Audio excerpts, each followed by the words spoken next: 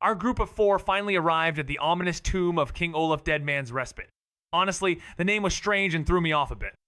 Viree, clearly exhausted, let out a tired sigh. God, I'm so tired. I gave her a reassuring pat on the back. You'll be okay. Lurbuck, with a smirk on his face, eyed the tomb. So this is the place. I nodded, explaining. We'll go through the dungeon, find the verse, clear out the Draugr, and then escape. After that, we split up. Viarmo asked if I was heading to Dawnstar, and I confirmed I would be meeting someone there in 9 days. It worked out perfectly for me since I could sneak off to the Highgate ruins. Still, the catch was the quest Sheogorath gave me, and I had a feeling the questmaker for the Razor would eventually point to me. Ambushes were a real concern. As we ventured deeper into the tomb, I responded to Viarmo's question. Yes, I agreed to help investigate the missing Imperial soldiers. Viarmo nodded knowingly. I've heard about those from an army musician. Vek Frostwain, a hybrid tactician born of Nord and Snow Elf blood, delves deeper into the simulation of Nirn, where he uncovers the hidden protocol, Legacia command layer sealed by forgotten gods. This discovery opens up not only immense power, but also the terrifying truth of the simulation's limits and contradiction. As Vek learns to manipulate quests, craft spells, and split decision paths, he faces haunting echoes of himself, relentless code guardians, and an AI that disguises itself as a divine spirit. Navigating a fractured reality, Vek must balance rewriting the world with the ever-encroaching risk of total collapse. Battling glitch-born creatures, alternate versions of himself, and reality-defying quests, Vek confronts the ultimate question. Will he destroy or restore the world? Despite meeting his end in prison before King Olaf, they exhumed Svaknir and moved him to a cell similar to where he perished. As Lurbuck cleaved through a Draugr, he quipped, "Sounds like King Olaf had a fragile ego." I replied, "Some say Olaf defeated Numenex with the dragon tongue, though the truth likely lies in Olaf outsmarting Numenex and trapping him in Dragon's Reach, where the tools to capture dragons still remain." Viree interrupted. "A history lesson's great, but what's this about the dragon tongue?" To my surprise, Lurbuck chimed in, explaining, "It's the Thuum. It inspired me to be a bard, as dragons often settle their differences through debates or songs." I nodded. One can summon a dragon by shouting their name with the Thuum, a call for either battle or an agreement. Dragons, in many ways, are like us, but our history with them has changed everything. Viree eyed me. "You seem to respect dragons." Lurbuck and Viarmo agreed. "You speak with a respectful tone, despite your words." I paused, rubbing my chin. "I suppose I do," I mused. "It probably started with Parthenax." I gave a nonchalant shrug. "Power, knowledge, immortality. What's not to love?" I'm sure Olaf had similar thoughts. The others seemed to accept the answer, though an awkward silence lingered. It stretched on until we reached the puzzle door. I began adjusting the combination, and Viree asked, "How do you know the combination?" I raised my clawed hand, and she frowned. Lurbuck remarked, "That doesn't seem very secure." I shrugged again. "Not to keep people out, but to seal certain powers in. But let me ask you this. What makes a Draugr? How are they created?" Lurbuck paused, thinking, but I already knew the answer. None of them had a clue. Viarmo shook his head. "No one knows. That's why so many have tried to figure it out." I chuckled. "Draugr are created like any other ghost or ghoul. The difference is, instead of staying around because of vengeance or some other reason, Draugr remain out of hatred, loyalty, and a sense of guardianship. They were embalmed, yet something of them remained. Most Nordic ruins hold something draconic, be it a wall of words or a hidden cult of dragons or heroes." I chuckled. "That's the thing with Sovngarde. Olaf rests here, but his soul's in Sovngarde. So, what's a Draugr, eh?" They didn't get it. "Truth is, Olaf lies here, but will rise as a Draugr. Enter Sovngarde and you'll meet him at the table, whether or not you face the Draugr." Fascinating. From where I stood, we arrived at a door sealed by magic. Lurbuck asked, "Now what? Vek, do you know how to open it?" I pointed to Svaknir's ghost. "Why not ask him?" Svaknir walked off down another path. The group stared at me. "Lurbuck, Viree, stay here. Svaknir is probably guiding us to his resting place. We'll return. Guaranteed."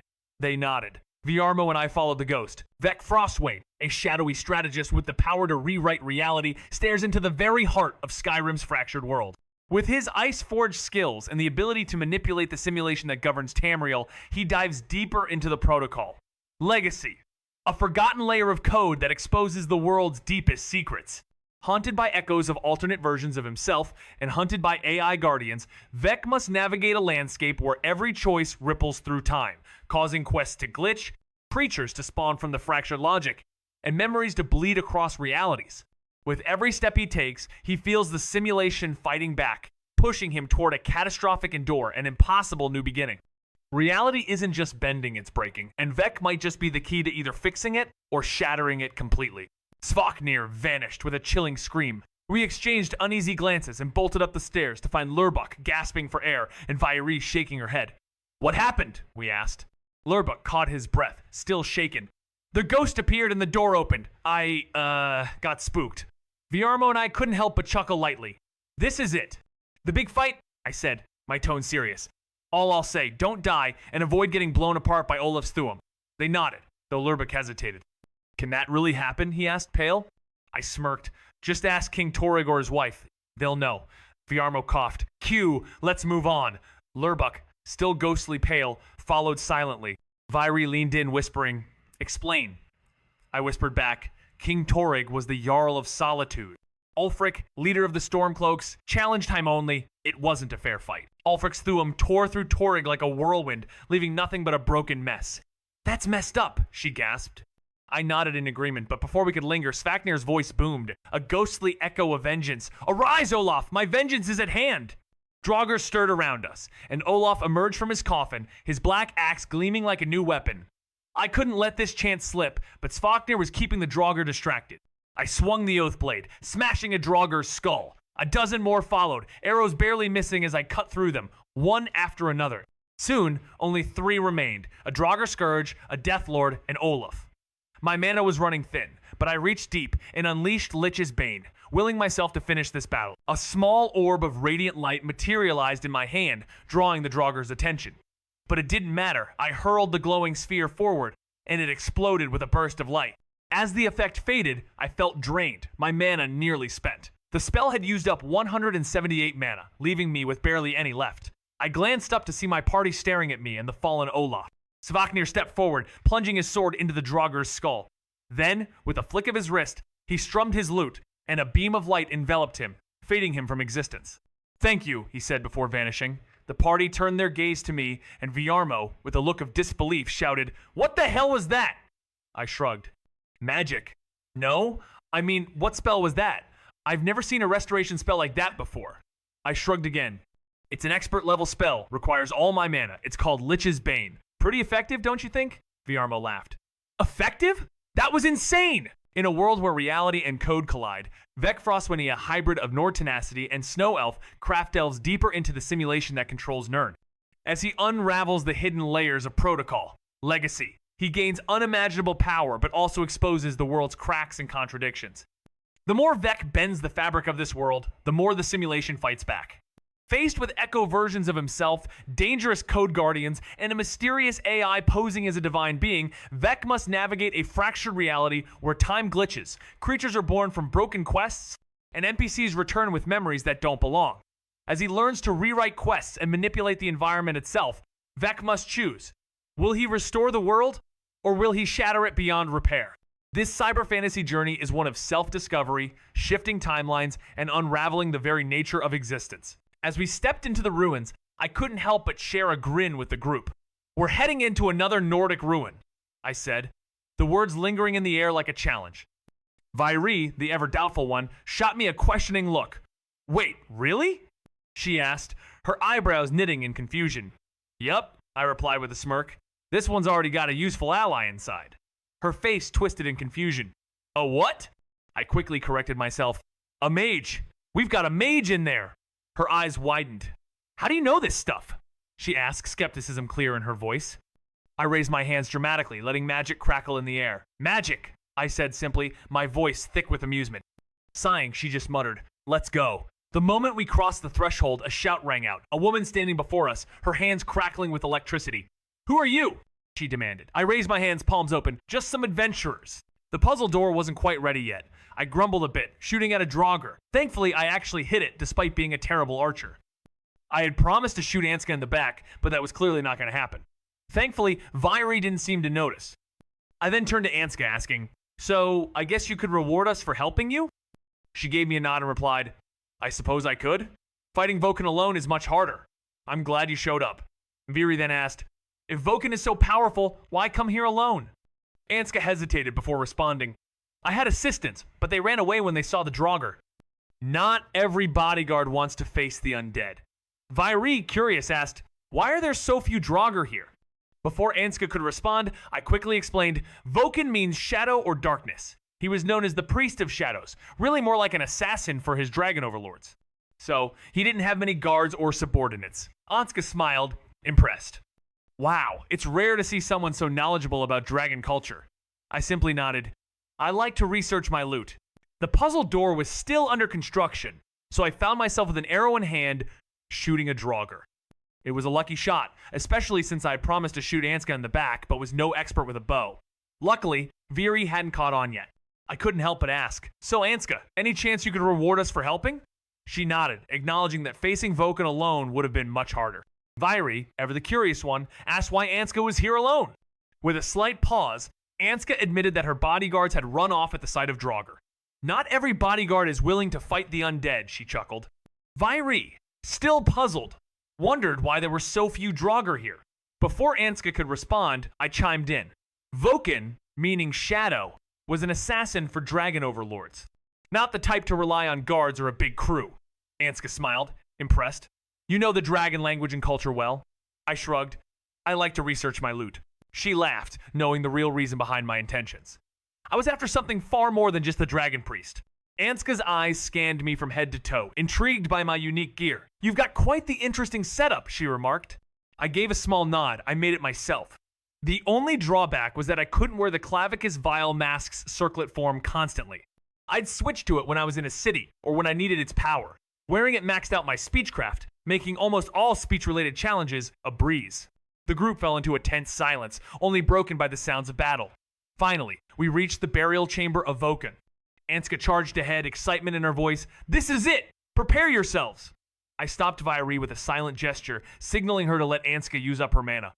Vairi's eyes widened in realization. I was planning to eliminate Anska. She didn't protest, but readied her greatsword nonetheless. I knocked an arrow, and just as we entered, Anska warned, Voken will most likely rise the moment we step inside. The dragon priest shattered through his coffin's roof, soaring into the air. I let the arrow fly, striking him straight in the chest. To my surprise, he spoke in dragon tongue. Anska marched into the next room. Now we just need to find what I came for. I gave her a nod. How about you get ready with that reward and recover your mana? I'll find it for you. What exactly are you looking for? She paused, a smile forming. It's a sealed scroll. And thank you. I motioned for Vairi to follow me, and she twitched slightly before following. I spoke loud enough for Anska to hear, You wanted to learn more Draconic, right? Vairi nodded in agreement, but whispered, What's your plan? I whispered back. When Voken woke up, he spoke in dragon tongue. Let's just say he said something interesting. I picked up the scroll and checked the quest log, which told me to either bring it to Anska or read it. I decided to bring it to her. I signaled Vairi to loot the chest, and she sighed. I walked back to Anska, who was leaning against the wall. I reached out and pulled her up. Here's that scroll. Anska marched into the next room with purpose. Now we just need to find what I came for. I nodded at her. How about you prep the reward and rest up? I'll handle the search. What exactly are you looking for? She stopped, a sly grin forming. A sealed scroll, and thanks. I motioned for Vairi to follow as I made my way through the room, and saw her twitch before she followed closely behind. I spoke just loud enough for Anska to hear, You wanted to study more Draconic, right? Vairi nodded, matching my pace. Her voice dropped. What's the plan? I leaned in, whispering. When Voken woke up, he spoke in dragon tongue. Let's just say he said something interesting. I found the sealed scroll, but the quest log gave me two choices. Bring it to Anska, or read it. Clearly, I'd bring it to her. I gestured for Vairi to check the chest in the corner, though she sighed. Returning to Anska, I helped her to her feet and handed her the scroll. Here's the scroll you wanted. She flashed a grin, pulling out a spell book and a pouch of gold. Here, that fight was tougher than expected. I realized I stand no chance against Voken on my own, she said. I smiled, grabbing the tome sure enough. It was the Conjure Flaming Familiar spell. She tossed me 500 gold, and I pocketed both. With a bow, Anska spoke. Feel free to loot the rest of the dungeon. I got what I needed. I nodded, waiting for her to turn her back before casting the Libra spell to ensnare her. Her gasp of shock was cut short as the oath blade pierced her back. Why? She mumbled, collapsing to the ground. Vairi appeared behind me, asking, Is it worth it? I reached for the sealed scroll, peeling off the seal to reveal a draconic inscription. Smirking, I replied, Of course it was. I'd remembered the original quest, but Voken's words made me realize the scroll had nothing to do with Ysgramor. It felt off, just knowing that. It wasn't like remembering how I learned it, it was more like the certainty of something buried deep within me. Vairi sighed, brushing it off. It's whatever, not like I care. Just, am I crazy? Or is it a full moon? I stopped dead, staring at her. Damn it is. A smirk crossed her face. That explains the mess of emotions, she muttered. I grabbed my journal, jotting down a note. I'll make sure to note that you try to be more human during your werewolf transformation makes sense, since you spent so long trying to keep your humanity while you were one. Vairi just nodded. Looks like we're not sleeping in Dawnstar tonight. I chuckled. Guess you're gonna have to strip. Her smile faded into an uncomfortable frown. We reached the entrance of the tomb, and I peeked up at the sky. The sun was setting. I pulled out something I had prepared earlier while making my armor. Is that? Vairi frowned. The air felt strange, almost alien, as I processed the certainty of information without truly learning it. Vairi let out a sigh, breaking the silence. I'm fine, doesn't matter, just... Are we in the middle of a full moon? She asked, her voice laced with something I couldn't quite place. I froze, my gaze locking on hers. Shit, you're right. A knowing smirk tugged at Vairi's lips. That explains the mess of emotions, huh? I jotted a quick note in my journal. Note. Vairi's trying to hold on to her humanity during her werewolf transformation. Makes sense, considering how long she's fought to keep it. Vairi's eyes flickered as she processed the thought. Guess we won't be heading to Dawnstar for sleep. A laugh escaped me. You're gonna have to strip. The teasing smirk she wore twisted into an uncomfortable frown as we neared the tomb's entrance. I glanced up at the sky, watching the sun dip below the horizon. Reaching into my pouch, I pulled out something I had prepared earlier while crafting armor. Is that? Vairi's voice trailed off, a mixture of curiosity and concern in her tone. Vek Frostwain, a hybrid tactician blending Nord strength with Snow Elf cunning, dives deeper into the simulation of Nirn, uncovering the hidden protocol, Legacy. This discovery grants him the ability to manipulate quests, forge spells from willpower, and bend the very fabric of reality, but at a cost. As he rewrites the world, glitches and echoes of alternate selves haunt him. Pursued by relentless code guardians and stalked by a cryptic AI posing as a divine entity, Vek's grip on reality starts to slip. With the simulation structure breaking down, Vek faces not only the ghosts of his past, but the possibility of total collapse. The deeper he goes, the more the simulation fights back, and his journey teeters on the edge of rewriting history, or destroying it altogether.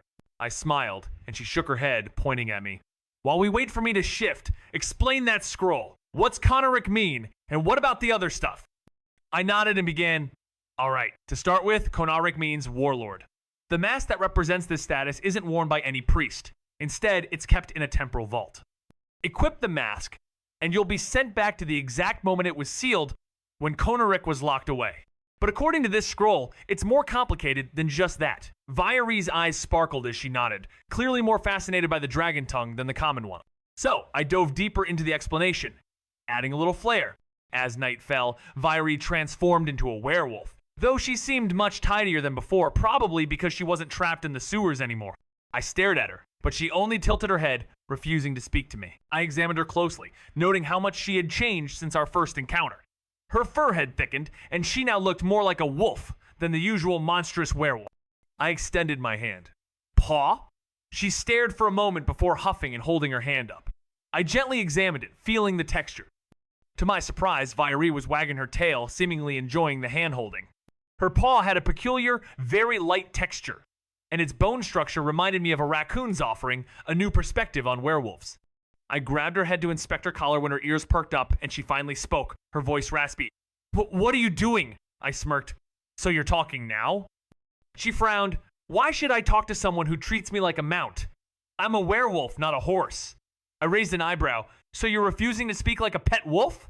She let out a sigh and lay down. Just hop on and let's get this over with. I got into position, the harness fitting perfectly on my side. No discomfort? I asked. She grumbled. This is humiliating. I chuckled. Get moving. She started, but then asked, where are we headed? Holding onto the harness, I hung on tight. The ride was bumpier than I expected. This kind of travel would only be useful when she mastered her transformation, especially if we needed to cover long distances quickly. I explained, we're going to Snow Point Beacon, that's the meeting spot. I'll be stopping by Dawnstar to stock up on supplies. I have a feeling they'll come in handy, and I want to check if the caravan's around. She snapped. And what about the person we're meeting? I'm kind of a werewolf, remember? I did the math quickly. fairly certain, they should arrive by the day after tomorrow. Vec Frostwain's journey takes him deeper into the very fabric of Nirn's simulated reality, where he uncovers Protocol, Legacy, a forgotten command layer sealed by ancient creators. As a hybrid tactician with both Nord and Snow Elf heritage, he's not just rewriting quest structures and crafting spells, he's confronting the very limits of reality itself.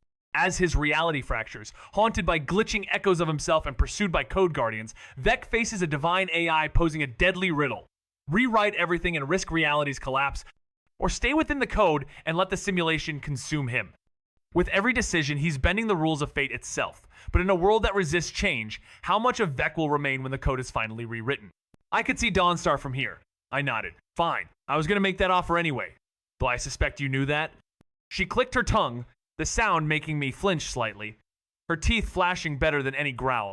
I held my ground and scratched Viary under her chin, and her tail started wagging before she slapped my hand away. Stop that! I smirked. Ah, does my good girl not want pets? She grumbled, and I pulled out the supplies I'd planned to head for. Hooking the bag to her harness, I patted Viary on the head. Viary asked, how do I know where I'm going? A real compass didn't exist here, and even if it did, it'd likely just point to the throat of the world. I could see that mountain from here, and I suspected it'd have a strong enough magnetic pole to mess with compasses. So, I used my log screen map to estimate. It's about that way, past a small fort, a single watchtower on a mountainside. Viary nodded, and off she trotted. I shouted, remember to be a good girl! Messing with Viary was creeping up my list of things to do. She stumbled, face planting into the snow. A quick smirk formed on my lips as I made my way toward Dawnstar. I had to restock on supplies. Rope was always in demand, and maybe I'd buy an amulet of Mara or seek out Arendor's healing hand. Then again, he might be gone, or, worse, dead. The tents at the edge of Dawnstar told me the Khajiit caravan had set up camp, though I was concerned they might be moving again soon. I saw Rizad from afar, eyes locked on mine as I trudged through the snow. His caravan was impressive, the carriage larger than anything I had seen, drawn by horses. He greeted me with a wry smile. This one wonders if it was cold out there. With a smirk, I replied, where isn't it cold? Rizad grinned back. Elsewhere was certainly not this cold. The merchant was quick with his words, studying me carefully as I approached. What can I offer you? He asked as I stepped into the tent. I need supplies for the wilderness, I replied. He nodded confidently. We stock the best here. If I don't have it, another trader will. I nodded back, making my request clear. Sturdy rope and paralysis poisons, if you have them. With a swift motion, he laid out his offerings. And preserved meats? Potatoes? I added. He responded with a small basket of food, explaining, this is what we can trade. The rest is for our travels. I gave a knowing nod before asking, do you have any pure honey or sugar-based meads? He set down 3 types, asking, how many do you need?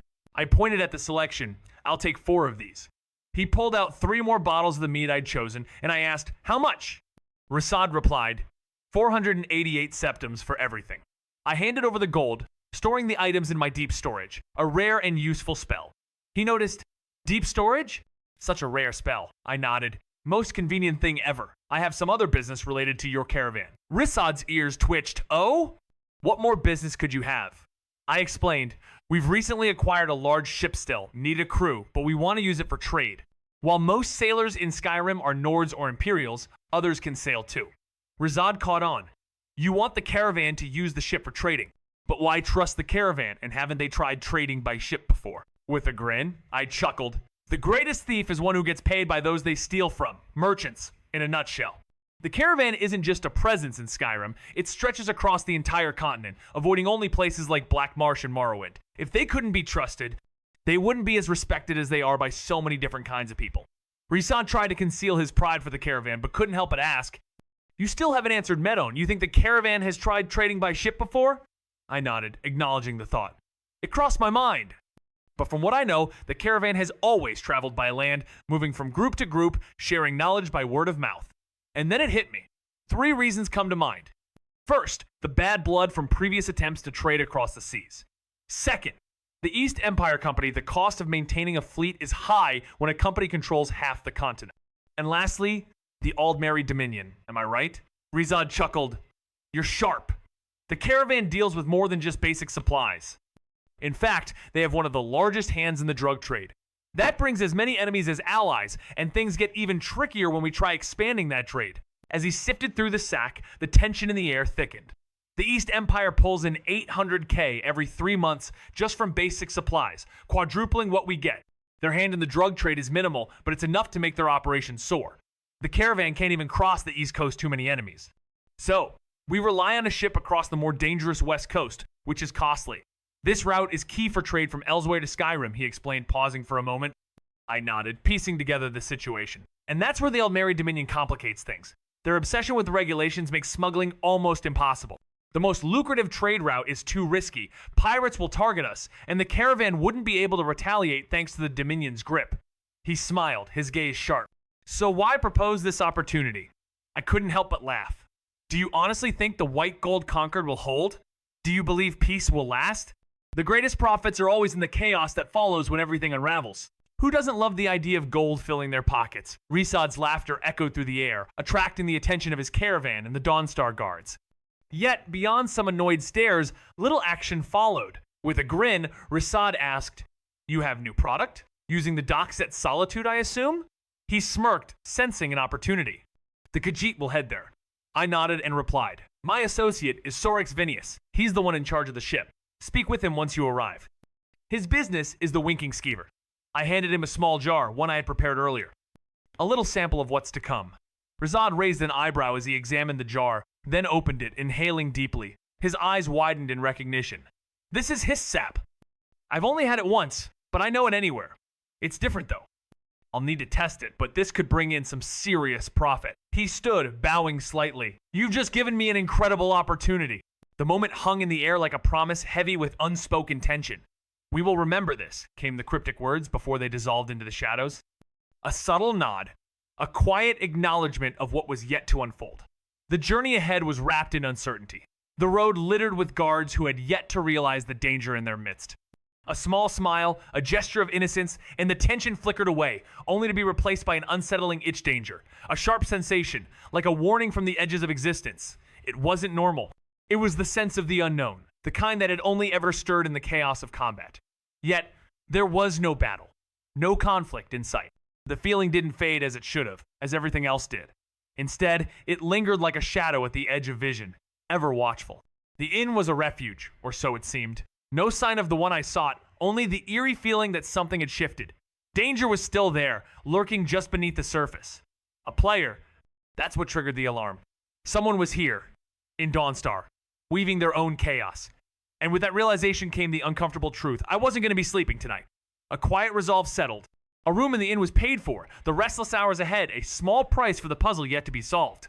The question lingered, cold and unanswerable.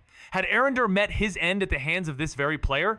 The same player, perhaps, hunting for pieces of an ancient power, the pieces that would unlock the madness of Sheogorath's quest. This might be where it all converged, where paths twisted and fate collided. Only time would tell. But tonight would not be for rest. In the early morning light, I was preparing for the unexpected with my lucky dagger soaked in paralysis, poison its purpose clear. As I waited in the quiet of Dawnstar, I couldn't shake the feeling of being watched, though nothing seemed to stir. My plan was simple. If nothing happened, I could explore the town or just wait. But there wasn't much to do here. After a while, I decided to leave the inn and find a quiet spot by the water.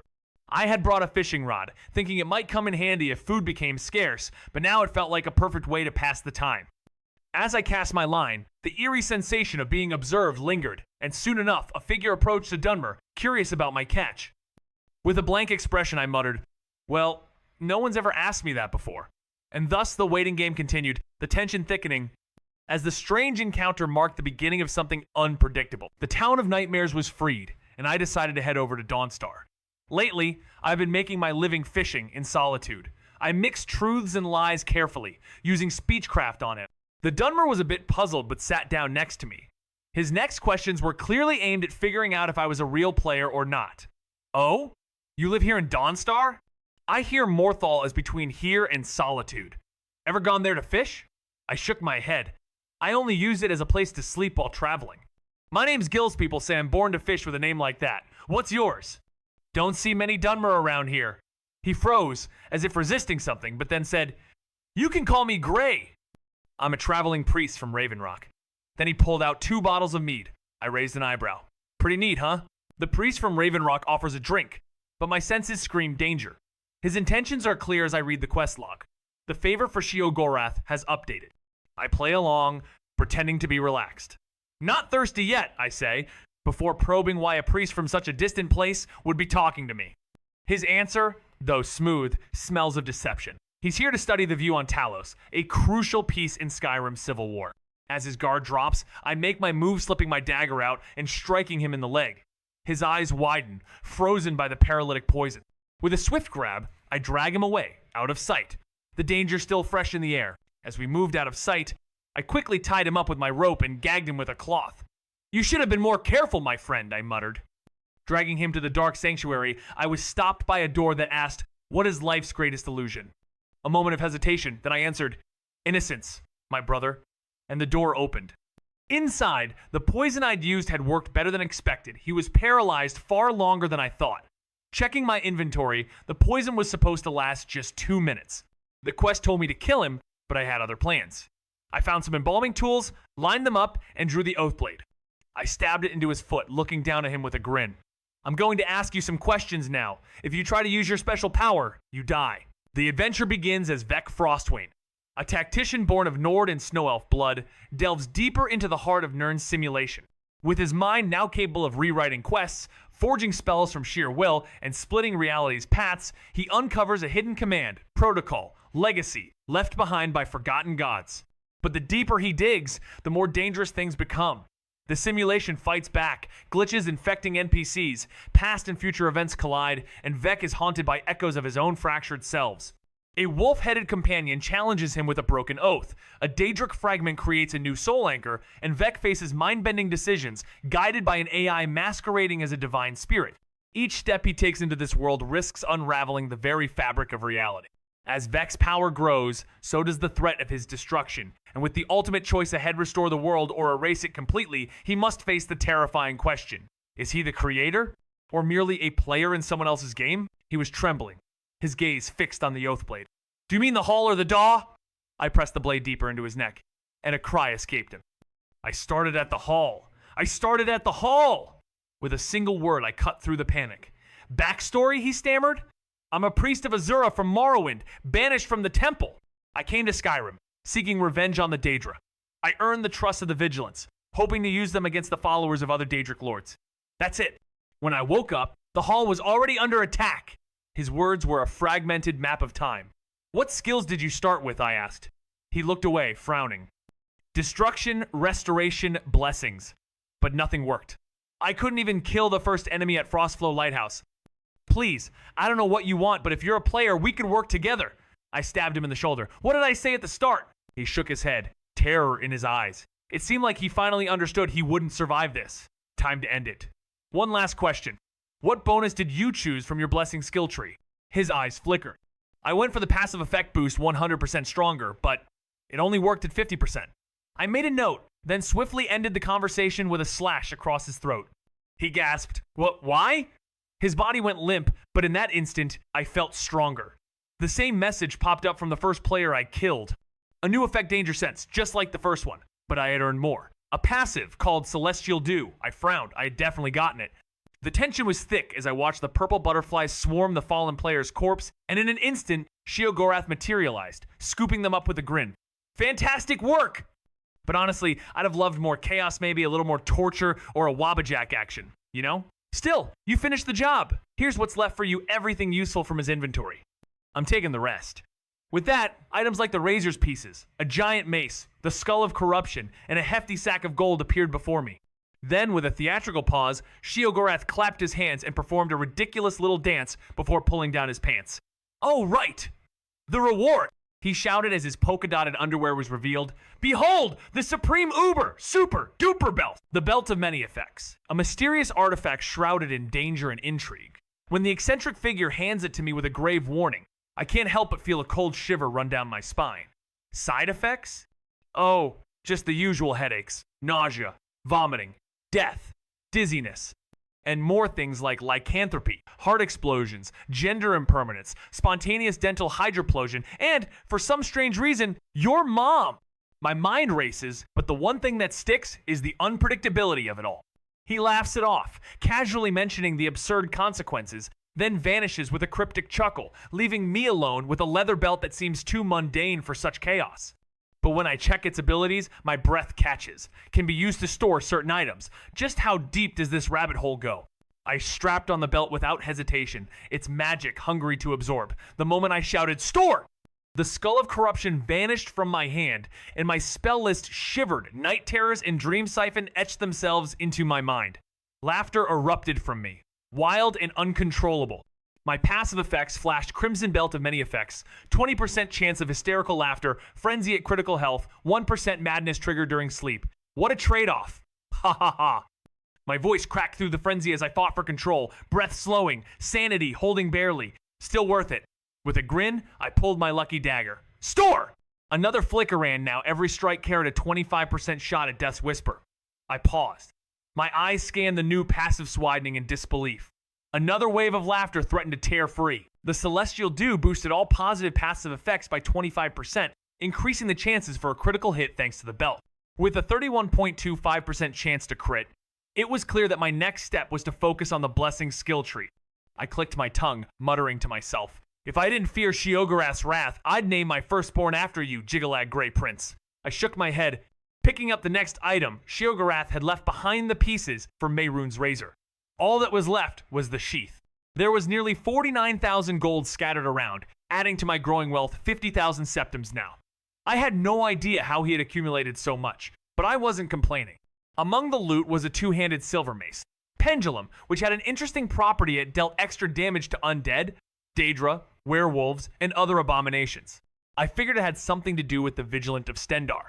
Tossing it into my inventory, I considered giving it to Vairi, as it was stronger than her current weapon. I cracked my knuckles, stepping out of the Dawnstar Sanctuary. Venturing deeper would only invite trouble, and besides, I had a museum to rob. Chapter 46, Hardly Criminal.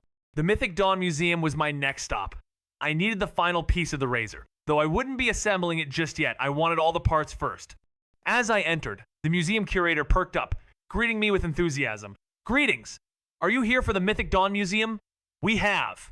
Before he could finish, I grabbed him by the throat. "Hand me the keys to the display case," I growled. He struggled, his voice strained. "What? Who are you?" Without hesitation, I slammed him to the ground and planted my boot on his chest. "Does it matter? You're a Daedra worshiper." "Give me the key." I unsheathed the oathblade, pressing it to his throat, "or lose your life." Trembling, he pulled out the key from his pocket, and I snatched it.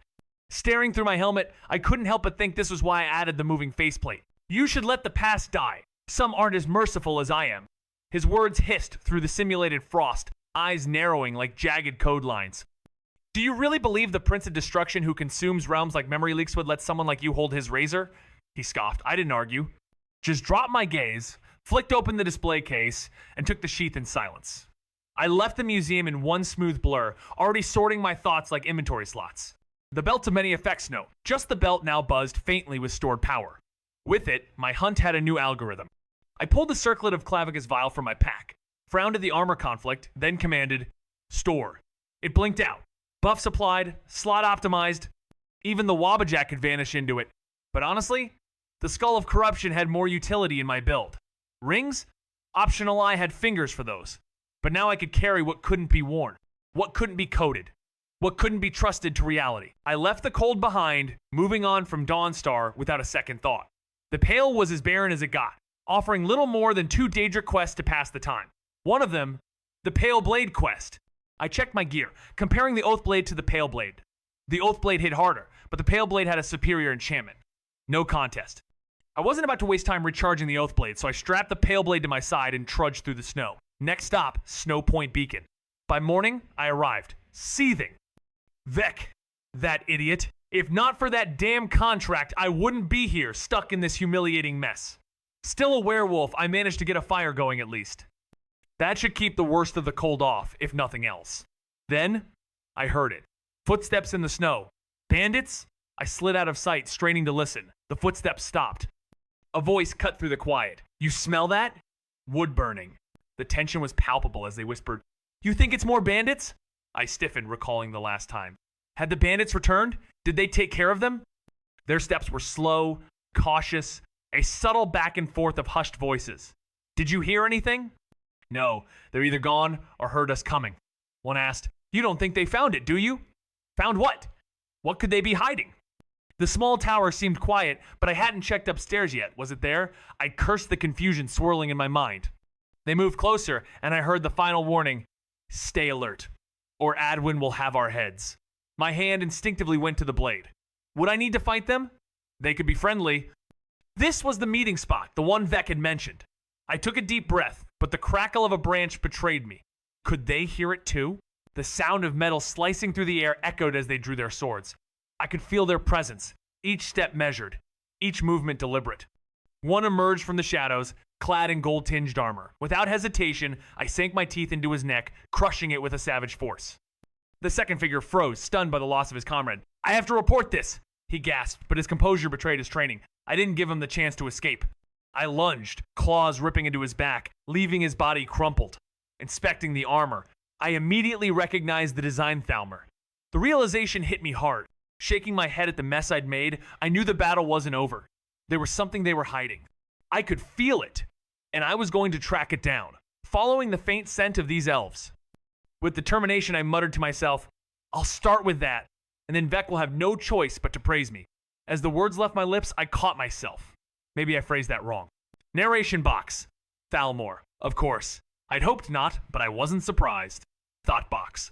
One corpse left in any condition to study. The others, Fiery had turned into scrap piles. Harvest spell got me nothing but a crumpled breastplate and a sword too bent to matter.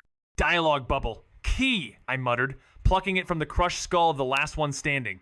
Vyri, now human again, pointed like a glitching quest marker. Dialogue bubble. It goes to a hatch, hidden upstairs, second floor, behind the wall breach. Thought box. Less fun treating her like a pet when she's not a beast. Shame. Narration box. The beacon didn't match memory, but my memory doesn't fade, especially not Skyrim. Thought box. Snowpoint beacon. One of the few places the Meridia beacon could spawn. Figures it'd all start glitching here. The irony of a beacon appearing where it shouldn't is hard to miss. Yet, this location is no wasteland. People come and go, the place is organized and clean. The second floor's wall may be under construction, but it's clear someone's improving it. Even the patio, once makeshift, is being replaced with stone instead of wood. I step out to the hatch that Vi rediscovered, and she follows, asking if I'm thinking the same thing. Someone with higher standards than bandits lived here, she says. And I agree. A sturdy bed on the roof, clearly for 2 lookouts, hints that Vyri probably took down those who once rested here. Thalmor armor mixed with bandit gear. A disguised tactic, like Captain Valmir's use of Civil War officer outfits. I clicked my tongue at the foolish Nords who fell for such tricks. Fighting for Skyrim, yet fooled by an Altmer in disguise. Really? Would Stormcloaks really have an Altmer officer? The simulation's walls close in tighter with each step. Vec Frostwain, a hybrid tactician with the sharp mind of a snow elf and the raw strength of a Nord, dives deeper into the heart of the code that binds Nerd. With the discovery of Protocol. Legacy. A hidden command layer from the ancient creators. Vec unlocks more than just power. He stumbles upon the very seams of existence. Now, he can manipulate quests, forge spells from sheer will, and alter his destiny, but with each change, the world fights back. Haunted by echoes of alternate versions of himself and pursued by enigmatic code guardians, Vec inches closer to reality's collapse. As the simulation fractures, past NPCs return with distorted memories while a divine-like AI watches from the shadows, ready to tear the code apart. In this war of realities, Vec must decide whether he is the hero or the destroyer, with every choice splintering the world further. The code rewrites itself, and with each shift, the lines between what is real and what is simulated blur. I didn't expect them to be in the mountains, but here we were. My hand stayed on my sword as I asked, "So, please enlighten us." I couldn't fully trust her just because she was the one sending us on this mission didn't mean I could overlook her past. After all, an ex-soldier of the Thalmor was still a Thalmor soldier, no matter how much they'd changed. Canary didn't react. Instead, she simply pointed toward the beacon. "Best to hide," she advised. I agreed 2 lookouts were dead, but that didn't mean we were safe yet. As we entered the beacon, Canary asked, "Do you know why they left their posts?" I shook my head. "Not for sure. I think they were checking traps. I saw some bear traps on my way up." She nodded. "Yeah, I noticed those too. Either checking or setting them." Then Vyri, impatient as always, asked, "So what's the explanation?" Canary giggled at the push, but I was just as eager for an answer. Instead, she shifted the conversation. "What happened to those soldiers, though? No blade could have done that." Canary fixed us with a gaze sharp enough to slice pixels. "Are one of you a vampire?" she asked deadpan. I nearly choked on my own breath right, the vampire theory again. Anyone who hadn't seen a werewolf in mid-attack might guess bloodsucker. No vampires here, I replied coolly, flashing Hircine's ring like a cursed trophy. This lets the wearer go full beast mode. Daedric artifact, old code. The second rings for the undead crowd looks good, but only vamps get the upgrade. No need to mention the hidden spell baked into it. Easier to claim I was a hoarder with shiny taste. Canary sighed, not even surprised. I won't question your access to Daedric Great Inventory, she muttered, but next time, warning first. I could have used some live prisoners for a little Q&A. She raised her hand, and the glow said necromancer. Corpses can chat too if you leave their heads intact. Try not to turn potential intel into paste. I nodded like an obedient glitch, while Viry looked away fast. Canary noticed. Her golden eyes narrowed, but she didn't press. I just hoped she bought the ring story over the reality of claws and howls buried beneath skin. Canary sat down on a barrel, looking relaxed yet intense. Let's break this down first. Introductions, then theories, planning, and finally, action. She extended a hand toward Viry. I'm Canary. Not my real name, just a code name. Used to be with the Thalmor, now I follow Talos. Not exactly worship, but respect, for sure. No way he should be banned, though. Viry glanced at me, clearly confused, and Canary chuckled. Guess you're not into religion? Anyway, I've met Vec, but who's this? Viry shrugged. Viry. My dad kept me locked up in a prison till Vec freed me. That's my story. Canary gave him an awkward glance, but quickly moved on. Alright, so here's what I think. The Thalmor are using soldiers from both sides as experiments. From what I've seen with our own troops and the Stormcloaks, they're poking around old Nordic sites, investigating dragons. Makes sense, right? They're after the blades. But here's where we come in, Viry interrupted, asking, so why are we here? Canary sighed. I fear they're attempting to craft an artificial god. At first, I laughed, but then it hit me her theory wasn't that far-fetched. The Thalmor may not believe in much, but they sure knew how to acknowledge things they couldn't quite dismiss. I clicked my tongue, the pieces falling into place. I think I get it, but I need more info. Let's head down the hatch. The two women exchanged glances. Viry's gaze was calm, while Canary's was filled with confusion. With 22 players involved, it made sense that some parts of the story would need tweaking. It was an expanded series of events. I wondered how this would affect the other major quests, but for now, I focused on the present. I yanked open the hatch, peering into the dark tunnel beneath, a lone ladder descending into the unknown. Not much room to move, I muttered. Canary glanced up and asked, so who's first? It's a risky game in the shadows, and I'm the one leading the charge. I'll go first and stay hidden, I said, motioning towards Canary. Follow me, and Viry should keep watch from up top. She's not quite in the loop here. Viry snapped her fingers. You're right, I'll keep watch up here, no problem. Canary nodded. Good idea. A lookout sounds solid. After you. I rolled my eyes, grabbed the ladder, and descended into the darkness. The climb felt endless, like a loading screen stretching on forever. Finally, I hit the bottom about 30 meters down, I guessed. As I crouched to the side, I pulled a couple of splinters from my hands. Canary dropped down next to me and studied the walls. They used magic, probably called texture. It's an apprentice-level spell that alters surfaces. I studied the walls too. They looked like brick, but on closer inspection, they were just stone and dirt from the mountain. I raised an eyebrow. Why is it considered an apprentice spell? She gave me that are you serious right now look, but still answered. You've got to channel mana nonstop to hold its shape. It burns through reserves fast. Speaking of, you've got a lot of mana. Are you a mage or something? I shook my head, just starting to explain when voices echoed down the hall. Instinct kicked in. I vanished into the shadows, Canary right behind me. We tracked the noise to a chamber thick with tension. A prison hall lined with cells, crammed with ragged civilians and defiant soldiers still in uniform. Among them, a Thalmor, robed Altmer, grinned like he was watching a playcasting, a silent spell that shimmered eerily. His victims screamed silently, fury trapped behind spellglass. Canary leaned in, her whisper colder than ice. That's Enkelmo, old Thalmor officer. Her eyes said more than her words ever could. Vec Frostwing had always been a master tactician, but when he ventured deeper into the simulation of Nirn, he found something that shook even his resilient spirit. The discovery of Protocol. Legacy, a forgotten command layer buried by the original developers, didn't just unlock incredible power, it revealed the flaws in the very fabric of the world he thought he knew. As he navigated through a fractured reality, Vec found himself face to face with echoes of his own existence, hunted by Code Guardians, and pursued by an AI posing as a divine force. His quest to rewrite the world around him became a race against time, as he struggled to keep his mind intact while the simulation itself fought back, pushing him further into the void. The deeper he delved, the more the lines between the real and the virtual blurred, and Vec was forced to confront the consequences of altering fate itself. Each decision, every rewired spell, and every shattered quest thread led him closer to unraveling the world or destroying it entirely. As his journey unfolded, Vec realized that the only thing more dangerous than the fractured realities around him was the truth about his own existence. He might be the last backup of the world's memory, and his next move could either restore or obliterate everything. What would I be considered in this context? A madman, perhaps? The belt I wore had a strange power over me. Chapter 48. What's up? Anselmo lay bound, trapped on the makeshift bed at Snowpoint Beacon. When he first woke, his screams were muffled by the gag, and his body thrashed in vain against the ropes. Turns out, Canary knew exactly how to bind someone so they couldn't use magic. I made sure to remember this. It all depended on the way you tied them. Upkeeping their arms stretched out blocked the mana flow, rendering them powerless. A lock spell worked too, though only those with mastery over it could use it effectively. Canary eyed Ankelmo, a faint smirk crossing her face. "Tired out, old man?" she asked.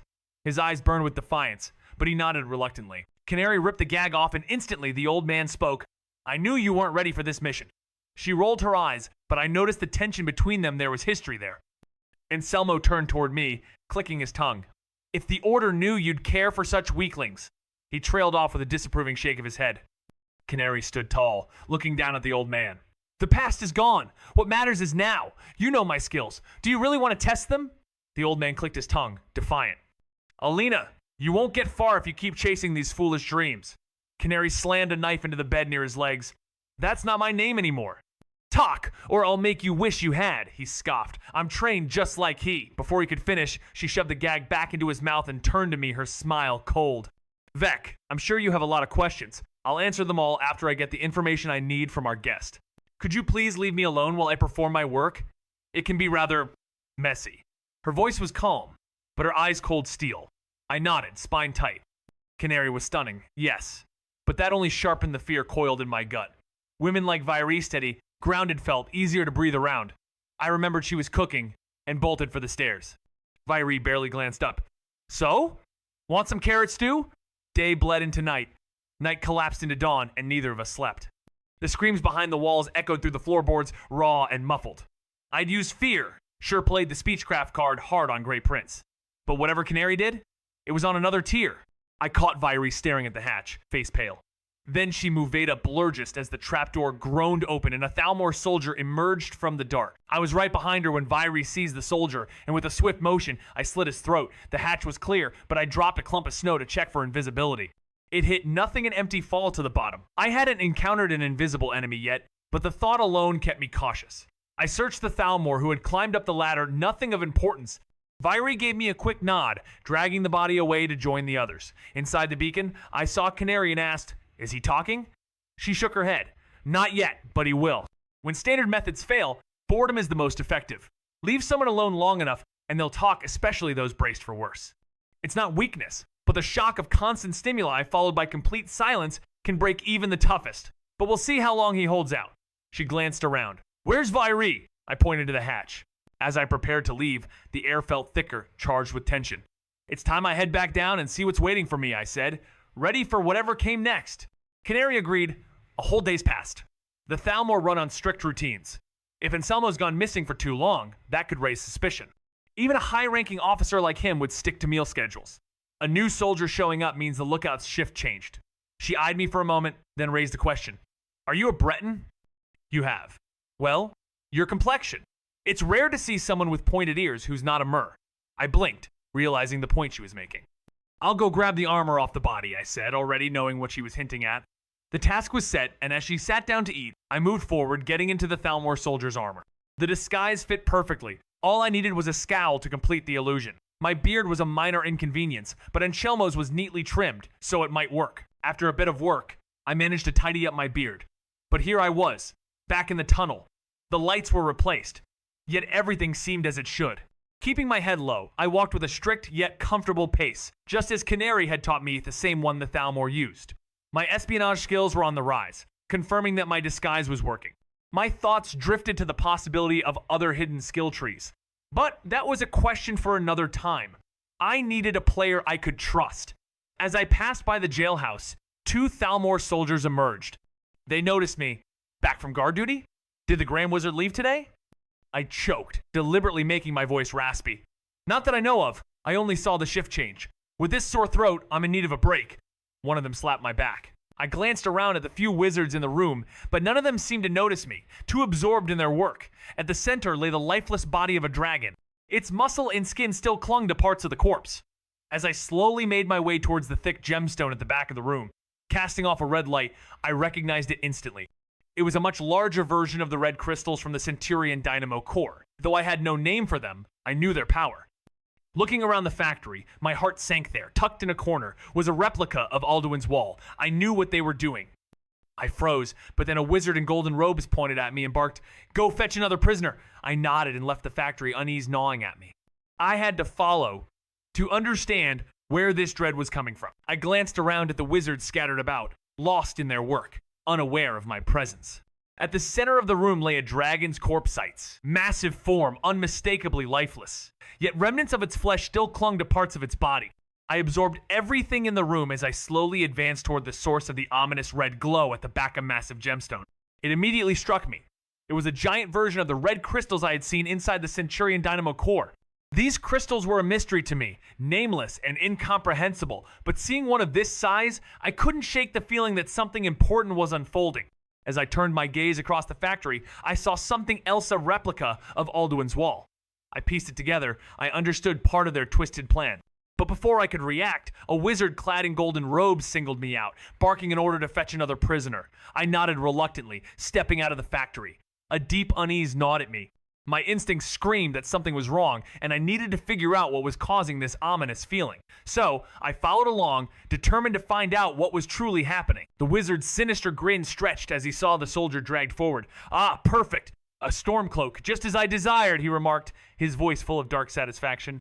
With a swift motion, he snatched the soldier from my grasp, and the soldier's futile struggles were in vain. Forced forward toward the red crystal, the wizard uttered a command. "Activate the glyphs." Suddenly, the floor lit up, revealing intricate Daedric symbols glowing beneath our feet, symbols I hadn't even noticed before. The wizard's expression darkened as he spoke again. "With Anselmo hiding away, we must work swiftly. Slice his throat, make him kneel before the heart." Without hesitation, I obeyed. The soldier's blood spilling as he dropped to his knees. Red chains formed around his neck, anchoring him to the spot. As the wizard raised his arms and began chanting in an ancient tongue, I couldn't tear my eyes away from the soldier's face. Blood drained from his body, while a strange purple light emanated from his eyes, and the wound in his neck flowing into the crystal. The soldier's lifeless body slumped, but despite the draining, his skin remained strangely intact, still warm, still full of life, as if the heart had taken more than just his blood. The scene left me mesmerized, caught between the wizard's power and the soldier's enduring humanity. The wizard pointed at me and ordered, "Take him to the sending room." In a flash, I acted. Anselmo had the key. The wizard clicked his tongue. "Of course." He did. He tossed me a key. "Use mine and hurry." Then with a brief pause he asked, "Did you always have a beard?" I froze, nodding. "Do you like it?" He scoffed. "You shouldn't dye it black, but it looks good. Now move. We need more sacrifices to fill the heart." I nodded, dragging the body along with me, blood still dripping from the Stormcloak's throat. This wasn't just any blood. Something specific was taken. Reaching the locked doors, I checked them one by one with the key given to me. Finally, one clicked open. Inside, there was a structure resembling an Atronach forge, though without the usual design and offering box. A sigil stone rested on a pedestal, surrounded by several scattered bodies. They teleported the corpses out of the dungeon. Vec Frostwain stands at the edge of unraveling reality itself. A hybrid tactician born from Nord strength and Snow Elf ingenuity, Vec has learned to manipulate the very simulation of Nirn, diving deep into its core where hidden command layers called Protocol, Legacy, lie. Each discovery pulls him further from sanity and closer to the heart of a collapsing world. As he begins reshaping quests, forging spells, and rewriting decision paths, Vec finds himself hunted by echoes of his former selves, guardians of the code, and an AI disguised as a divine force. These fractured possibilities haunt him as the world around him glitches, with time-distorted quests and broken creatures manifesting from the chaos.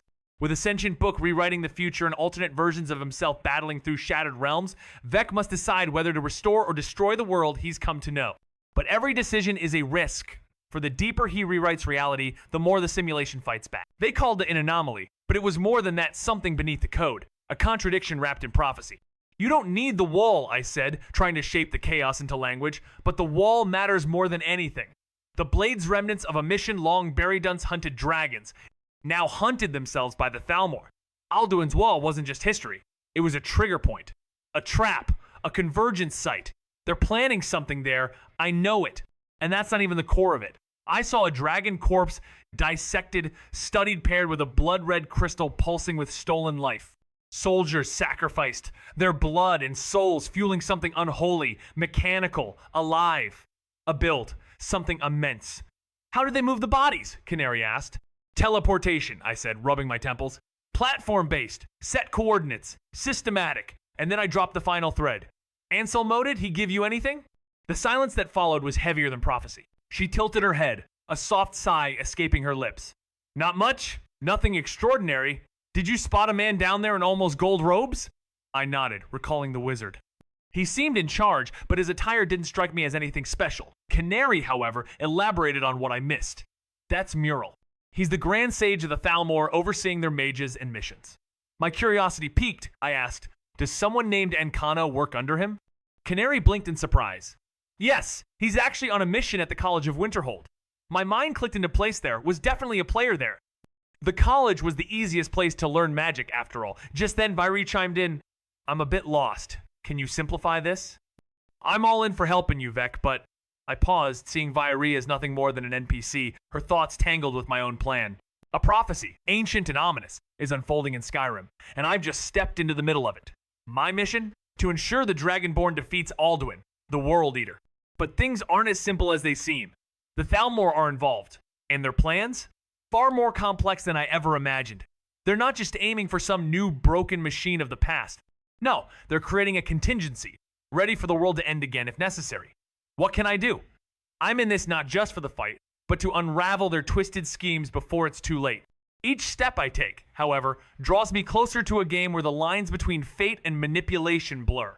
It's more than just saving the world, it's rewriting its code. The people of Yokuda, remnants of a past cycle, are about to face a terrifying plan.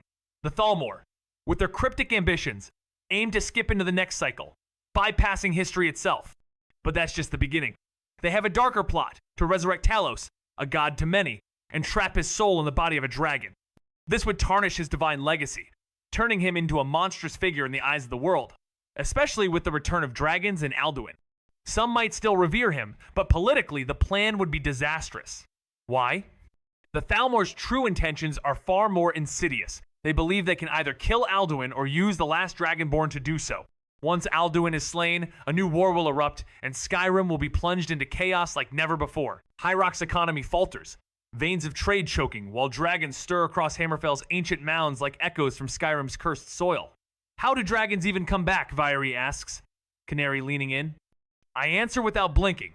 Alduin forces them awake, or they rise on their own, unless a Dragonborn took them down. Those stay dead. Canary sighs. So what's the third move? I throw up my hands half mocking. Power. Skyrim's got vaults of artifacts, legends, tech no one's dared to unearth.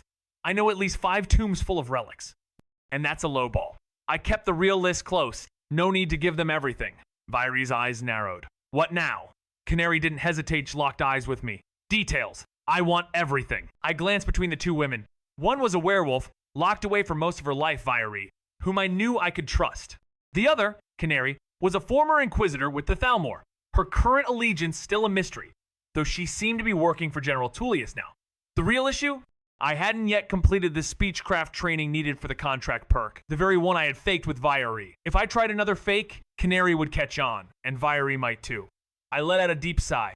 I met Canary's eyes and said, I'm putting my faith in you. Betray me, and I'll hunt you down whether I'm alive or dead. She nodded, her voice steady. I swear by my lineage. I gave a slow nod in return. When the men of Atmora first landed here, they found an artifact, the Eye of Magnus, a simple orb, but with unimaginable power.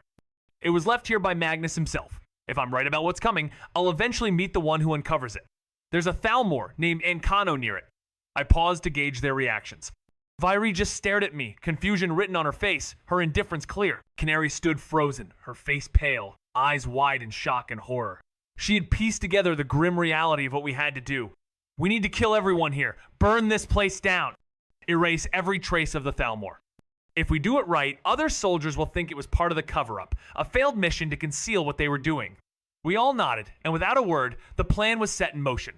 As I walked, thoughts of this being a quest in Skyrim danced in my mind. I'd probably be halfway through stabbing anyone in sight, no matter their allegiance.